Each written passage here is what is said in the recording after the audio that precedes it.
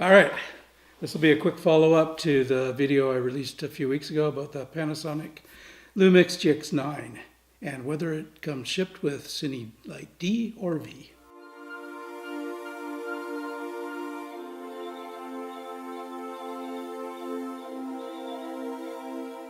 Back in February, Panasonic announced the GX9, which was to be a successor to the GX8. I feel it was more a successor to this, the GX85. It's got a 20 megapixel sensor, whereas this has a 16. My concern was whether it was going to ship with Cinelike D or Cinelike V. This camera has it in the camera. Unfortunately, it has to be hacked by a third-party hack. Somebody discovered a way to get into the software here and is able to provide a hack for people.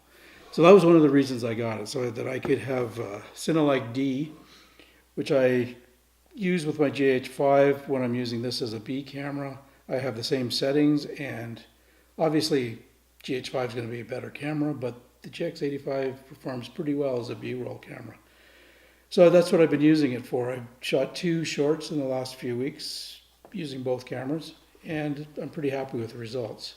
So when I heard about the release of the GX9, I was concerned whether it was going to ship with Cinelike D, whether it was going to be a hack, or whether they're going to completely get rid of that software within the camera. So now it's been answered. A couple videos have been released about it, and one of my viewers, Jose, discovered that a firmware update was released on April 23rd. So the camera shipped in March into April, depending on where you lived, and within weeks Panasonic has released a firmware update, which makes me think maybe they're watching my video, because people like me are concerned about that. So if you have a GX9 and you want Cinelike D, Cinelike V, it is available. You have to go to the Panasonic website, do the firmware update, and you're all set.